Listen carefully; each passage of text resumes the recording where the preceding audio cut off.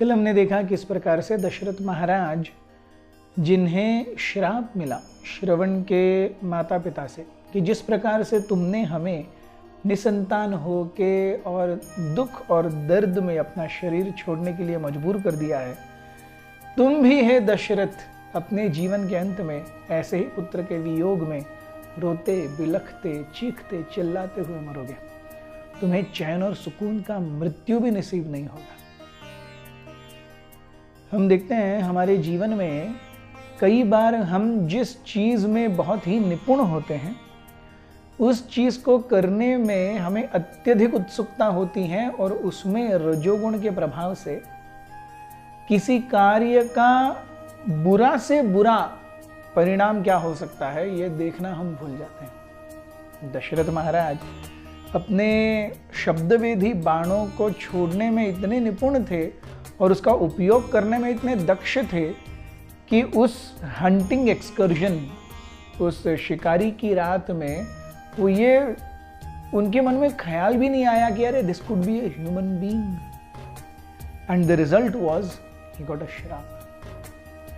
तो इसीलिए जब भी हमारे अंदर कोई भी निपुणता हो, उस निपुणता का उपयोग करते समय रजो और तमोगुण के अधीन न जाते हुए हम चाहे कितने भी दक्ष हों, उस कार्य को उस समय करते वक्त अगर वो गलत चला जाए तो उसका वर्स्ट से वर्स्ट रिएक्शन क्या हो सकता है, ये जानना और वो उसकी दखल लेना ये अत्यंत आवश्यक है। दशरथ महाराज अपने जीवन में इस दखल को लेना भूल गए केवल एक ही बार, और उसका खामियाजा उन्हें अपने पूरे जीवन भर या जीवन के अंत में भुगतना पड़ा। हम देखते हैं व्यक्ति गलतियां करता है, गलतियां करना गड़बड़ नहीं है, लेकिन उनको समझ करके उनसे सीख लेना और आगे उन गलतियों को न करना ये बुद्धिमत्ता की निशानी है।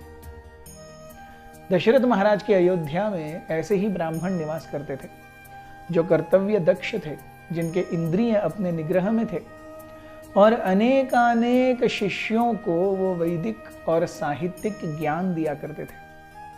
वो भिक्षा पर नहीं जीते थे, लेकिन अपने शिष्यों द्वारा प्रेम से आदर पूर्वक और कृतज्ञता पूर्वक दिए गए धन पर उनका निर्वाह होता था। इतना कि ये जो अयोध्या के ब्राह्मण हैं वो इसका भी क्रॉस चेकिंग करते थे कि जो भी धन हमारे पास दान में आ रहा है, is it being earned by a right cause. Usually हम देखते हैं आज के दिन में कोई व्यक्ति 2 नंबर के पैसे कमाता है और उससे पीछा छुड़ाने के लिए उसे मंदिर में दान दे देता है। So this is one way of making it, हाँ ठीक है भाई इतना डोनेशन दे दिया तो इतना डोनेशन दे दिया तो उसके ऊपर उसको टैक्स एग्जेम्पशन भी मिल गया। So the Brahmins there were so कर्तव्यनिष्ठ कि वो उन्हें जो मिल रहा है वो कहाँ से आ रहा है और कैसे आ रहा है, वो नंबर 1 का है कि नहीं, इज इट वाइट मनी, इसका भी वो जांच किया करते थे। This is perfect role model Brahminism. हम देखते हैं दशरथ महाराज का जो राज्य करने का तरीका था, इसमें कंपटीशन, राइवलरी मौजूद नहीं थी। हर कोई अपने कर्तव्यों को करते हुए अत्यंत सुखी था, आनंदित था और अपने कर्तव्यों को बहुत ही दक्षता से किया करता था।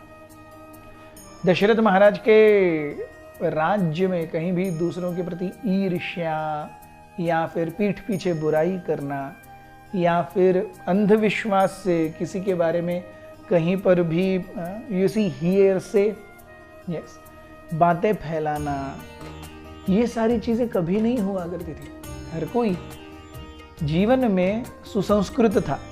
तो अयोध्या में हर कोई सत्यनिष्ठ, अपने जीवन में कर्तव्यनिष्ठ, आनंदित और सुखी था। ईर्ष्या, पक्षपात, धोखेबाजी, कहीं पे लूटपाट या परस्त्री संग, नियमों का भंग, इन सब से अयोध्या अछूती थी। अयोध्या में राजा दशरथ कैसे राज किया करते थे उसका कल हम और एक रोल मॉडल रखेंगे। हरे कृष्ण।